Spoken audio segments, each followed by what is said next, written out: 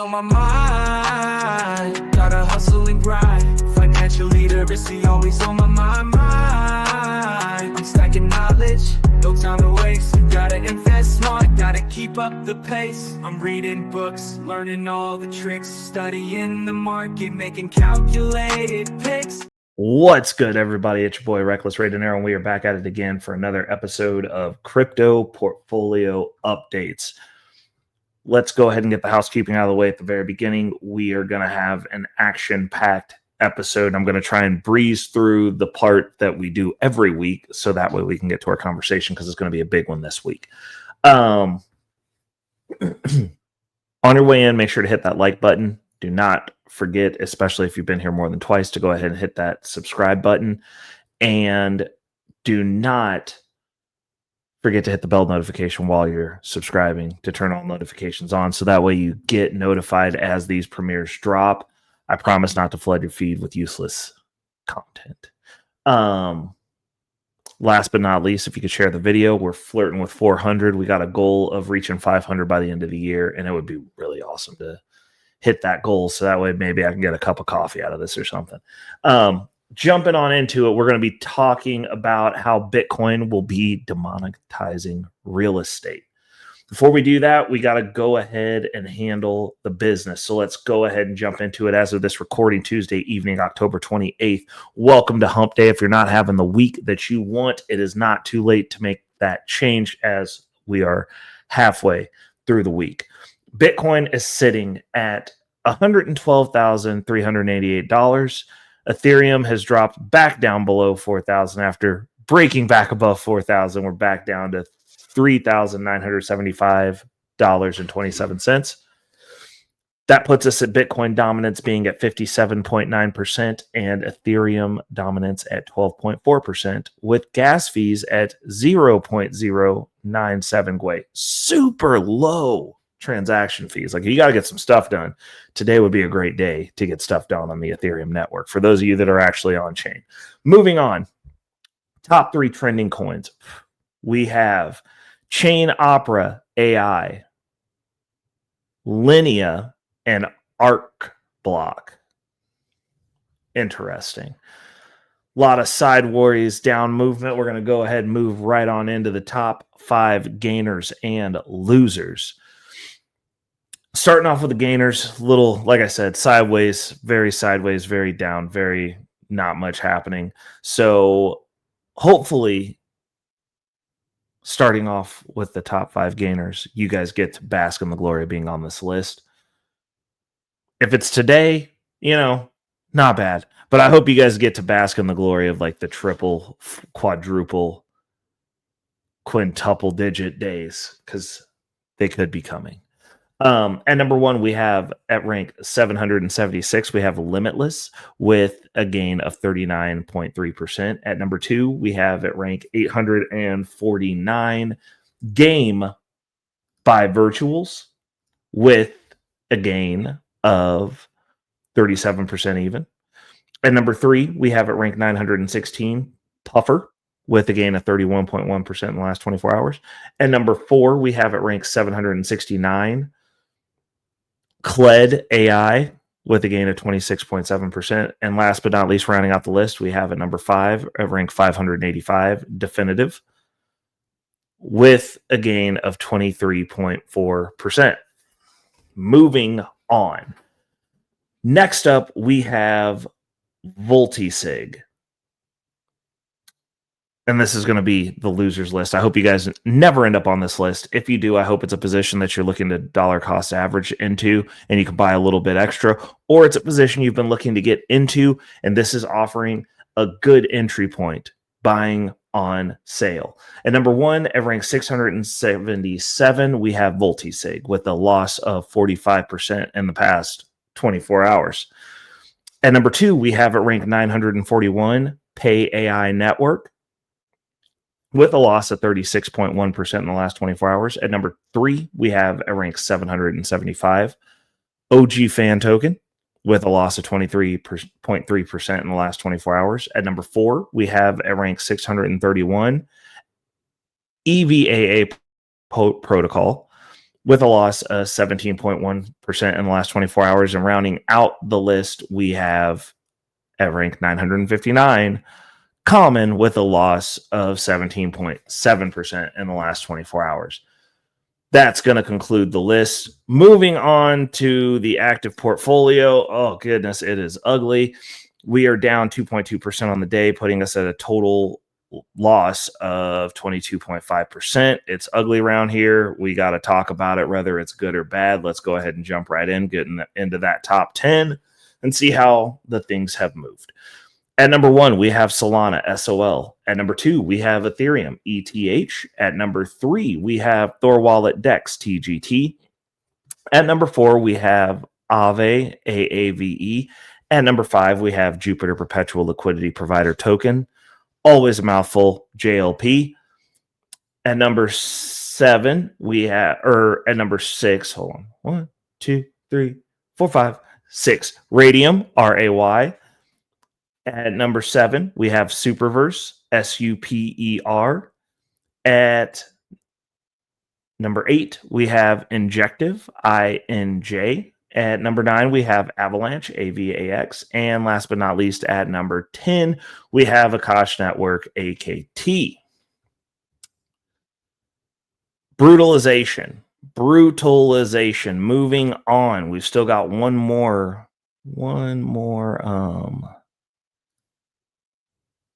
portfolio to look at. Let's take a look at the Bitcoin standard. And we've been doing some buys. We took out a loan. We bought a new vehicle. Obviously, if you've been following the content, I had to purchase a vehicle. We talked about this, and we did that. And as part of that, we're holding ourselves to putting some money in Bitcoin from every loan. So we've been buying. Fortunately, we've been getting a bunch of sub 110 dips, dragging our cost basis down, obviously, because we're buying higher than what we originally were buying in this portfolio. We're at 17.3% in the green, sitting at $3,288.54. At present, we still have another buy going in. Also got about $2,000 coming out of here.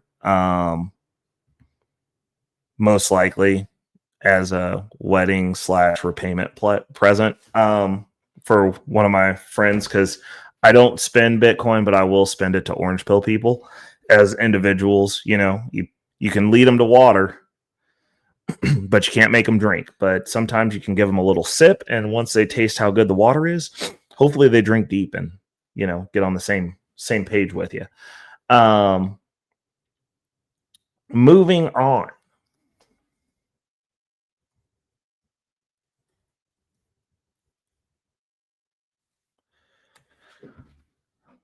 I'm going to pull up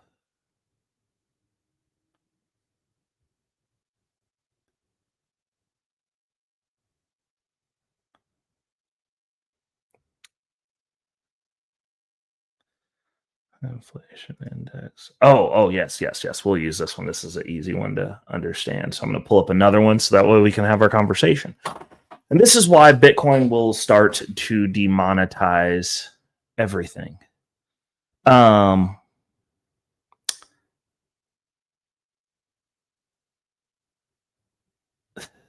Let's see here. Where are we at here? So this is the typical price of a house in Bitcoin versus fiat. Blue line, obviously, is dollars. Orange line is Bitcoin. So this is when Bitcoin, they started tracking this in 2015. Bitcoin had been out for a little bit before then, but in 2015, February 1st, 2015, Bitcoin, it would cost you 700 Bitcoin to purchase a house, which honestly isn't that bad. Like, to be honest, it's 700 or something versus what, $168,000 basically in dollars. You got to get that or 700 Bitcoin. That's kind of the way that works. Now, this is where things start getting funky, because as time moves forward, housing prices are insane, and we can jump all the way, move it over the price of a housing over a decade. Now, I want to stop off in 2019 because that's when I bought my house. So let's go here. 1/1/2019, average price of a house was $204,000 and 204,406. In Bitcoin, it was 59.398 Bitcoin. As you can see, that's a steep drop from 2015 to 2019. Now, that's when I purchased a house. I did sell off a little bit of Bitcoin to facilitate the purchase. One of the worst decisions I ever made. And we'll go into why. Because I don't like selling Bitcoin for stuff. It just kind of irks me. Unless I'm saving specifically to sell off. But at that point, it was trimmings. And I didn't want to have to run into a case where I needed more cash and wasn't going to be able to get it, because in 2019, for those of you who were buying homes during that time period, it was a little bit hectic. And even though you got approved for loans, they almost acted like they didn't want to give you the money because everyone was a high risk at that point in time, especially when you're buying a home alone like I did. I bought a house by myself. I was the only person on the lease. They were a little bit perplexed by that. They're also a little bit perplexed that I came up with the money and had gainful employment and wasn't worried about losing my job. Like, these were all things that apparently the banking system was not prepared to deal with. But, you know, fiat was kind of still a thing. People were talking about my magic internet money. You know, I'm buying houses. They're talking about trying to start saving up on the Ramsey plan. And then we fast forward to now, looking in 2025, it's 3.88 Bitcoin for a typical house. And your typical house is, as of this last checkpoint here, for 2025, which is January, it's $327,679 or 3 Bitcoin. Now, if you were buying Bitcoin back here, you know, there's a potential that you have multiple Bitcoin. So like, you just don't spend it. And moving forward, you get to like right about here. And it makes it so that you can buy a house. The thing that you have to understand with Bitcoin, though, since it's a new asset class,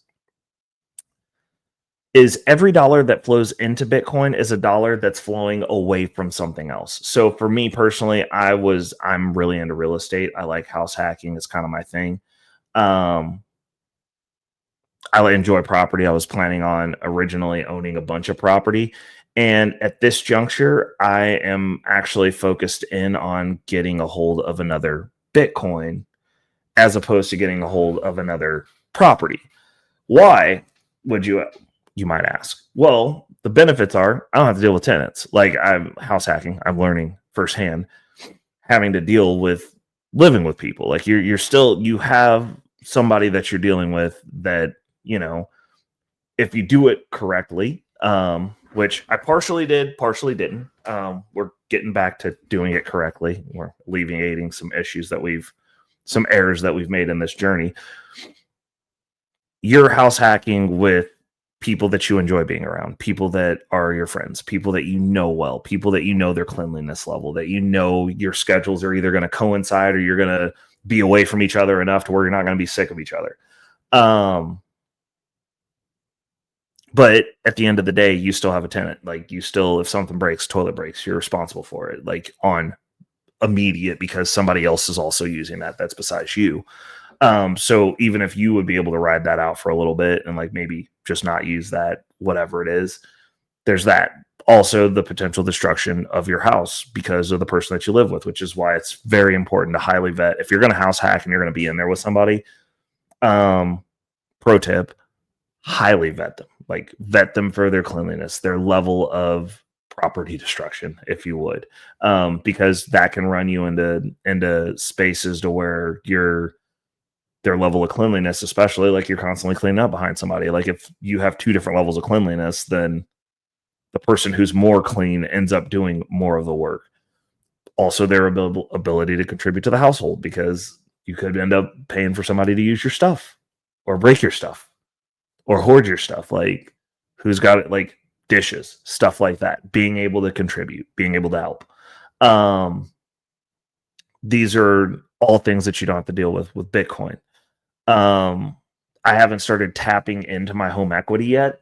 We're getting ready to start unfurling that after we get our debt cleared out. But that's one of the things that with your home, you have access to, which is awesome. That's like one of the big boons of having a home. You also have potential for rental income, stuff like that. Bitcoin, you have the ability to leverage it at this point in the United States again, which allows you to go generate your own income. Like I'd rather do Bitcoin in conjunction with high yield, leverage the Bitcoin, run high yield play, get income built, pay back the loan on the Bitcoin, you keep the Bitcoin. It's just like tapping into your HELOC for your house. And you don't have credit checks. You don't have anything, have to have anything but the collateral. And it's instantaneous, more or less. So for me, and I know that if I'm thinking this way, then other people will begin to think this way as they start to understand, as they become orange pilled, that, you know, as opposed to having 20 houses, I'd rather have 20 Bitcoin that I can leverage. Cause like I can go create the income. But with houses, you're also tied to the place. You're looking at the appreciation. And I understand a lot of the gurus, oh, I'm never selling. I'm going to go get 100 doors. Like, that's cool. It's dated, but it's cool. That's cool, I guess. I mean, it's just from an efficiency standpoint, it's just less efficient. Like you're not, what are you getting? Well, I get this income. Like, okay, well that's cool, but I can borrow against my Bitcoin tax free. You got to pay tax on your income, or you got to depreciate out your house. Like there's a lot less work involved. Like if I want money, I can go get money and then flip that into anything that I want. So I consider Bitcoin houses.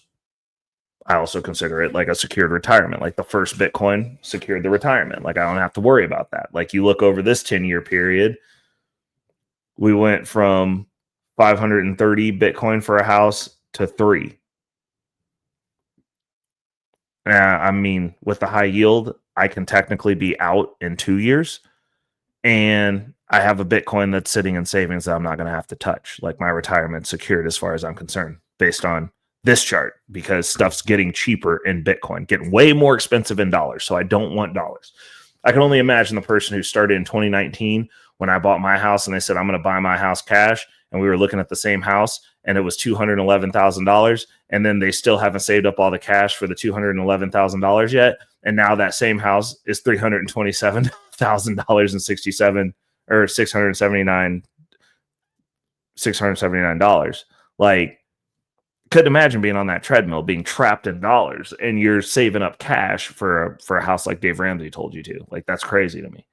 But the reason this will demonetize housing is because for somebody like myself who's was positioning themselves to buy another property, I technically am skipping the second property and replacing that with another Bitcoin. Then I will potentially go get another property. But I'm sidestepping that second property now because I'm already a property owner. So like I'm in the class of people who will be able to get property and potentially get multiple property. They'll at least have the means in place, like the foundation will be there. But I'm opting to get that additional Bitcoin because I'm like, I've got tenants now. I don't really want to deal with it. I understand if you vet them perfectly and you just get the perfect tenant scenario. I'm like, it still doesn't go up as much as Bitcoin. It still doesn't allow the same flexibility that Bitcoin does. Stuff goes bedlam in America and you own 100 properties here. What do you leave with? Like, honest question. It's like, okay, so you own 100 properties and that's where you put all your money and you're a real estate guy and America goes into civil war or something. How much are your properties worth? How do you leave? Like, can you leave? How are you getting out? How do you, if you do get out, what do you start over with? Because all you had 100 properties. Like, that's going to be a majority of your wealth that's just wiped out at that point. Bitcoin, thumb drive. Don't even need a thumb drive. Just need however you transport your private keys. Just need that. Like, there's just no comparison there in the portability. And so unfortunately, and I mean, this could be a generational shift. It's like, if you don't have like the utmost of faith in the government, regardless of who's in office, I don't want to have houses in that country, to be honest, like a bunch of them. I don't want most of my wealth tied up in a country with a government that I don't necessarily trust. And that would be any of them. Like, I want to own a house if it's more beneficial, and for me it is because of what I pay for my mortgage, to own a house than rent, then I'll do that. But I also don't want to be like dead set locked to America. I mean, this is a place where the food, the water, and the air are all poison also. and the government, depending on who's in charge, you get whatever level of corruption you're going to get, because none of them are perfect and none of them are representative of the people anymore. So I don't need 5 houses. I don't need 3 houses. I need maybe like 2. And one of them needs to hardcore be making some money. Like, that's kind of where I'm at. And so looking at it from that perspective, it's like, okay, so instead of rushing to get the second house like what I was doing, I just rushed to get the second Bitcoin and then leverage that. And now that I got high yield, I'm like, get me enough income to be out of here for a few months a year. Go get some fresh air. Go have like a detox from the American whatever the heck we've got going on here. And that's how it demonetizes housing, because I don't think I'm the smartest person in the world. I know I'm not the smartest person in the world. But looking at like my net worth and the trajectory that it's on doing what I'm doing, factoring in that house and rushing to get that second property to get some income generated and be like, oh, I get rental income just to say it. That's just to say it. I'd rather have 2 Bitcoin, honestly. Because the math just maths. I'm like, well, I'm not even using my HELOC yet, and I've been sitting on this for going on, I think, 7 years now. And Bitcoin's completely demolished in growth over this property.